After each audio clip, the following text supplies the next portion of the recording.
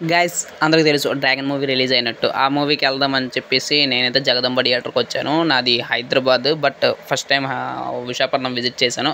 జగదంబ థియేటర్కి వెళ్ళాను. సినిమా అయితే చాలా బాగుంది భయ్య. థియేటర్ కూడా అంతే బాగుందని చెప్పొచ్చు. లవ్ టుడే మూవీ నుంచి అతని ఫ్యాన్ అయితే అయిపోయాను భయ్య. నేను మన ప్రదీప్ రంగనాథన్ గారి ఫ్యాన్. అతను తీస్తున్న సినిమాలన్నీ నాకు ఇష్టమే భయ్య. అంటే తీసిన కోమాలి, ప్రదీప్ రంగనాథన్ తీసిన మొన్న వచ్చిన లవ్ టుడే, ఇప్పుడు వచ్చిన డ్రాగన్, 3 హిట్లు భయ్య. బ్యాక్ టు బ్యాక్ బ్లాక్ బస్టర్లు అయితే అందుకున్నాడు. అతను చిన్న షార్ట్ ఫిలిం నుంచి అవన్నీ హిస్టరీ అంతా చూసాను, చాలా బాగుంది. ఇప్పుడు మనం మూవీలోకి వచ్చేస్తే అన్ని ప్లస్ పాయింట్స్ భయ్య. ఎక్కడ ఏ ల్యాబ్ అనిపించదు. సినిమా అయితే చాలా బాగుంది భయ్య. ఈ సాంగ్ అయితే నాకు చాలా బ్యూటిఫుల్గా అనిపించింది.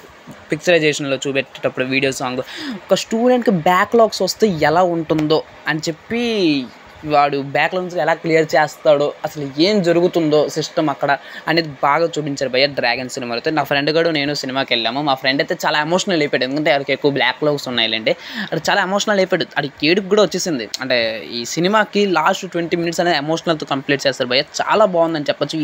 ఏ మాత్రం ల్యాగ్ ఉండదు. సినిమా మాత్రం స్పీడ్గా వెళ్తుంటుంది. మంచి సాంగ్స్ వస్తూ ఉంటుంది. మంచి సస్పెన్స్ థ్రిల్లింగ్ కూడా ఉంటుంది. అంటే తర్వాత ఏటో అని వన్ టైం వాచబుల్ కాదు భయ్య, ఎనీ టైం వాచబుల్ అని చెప్పొచ్చు. చాలా బాగుంది భయ్య. ఇది రిటర్న్ ఆఫ్ ద డ్రాగన్ అనే టైటిల్కి ఎందుకు ఇట్టారు అని చెప్పి మీరు అనుకోవచ్చు. సినిమా థియేటర్కి వెళ్తే తెలుస్తుంది.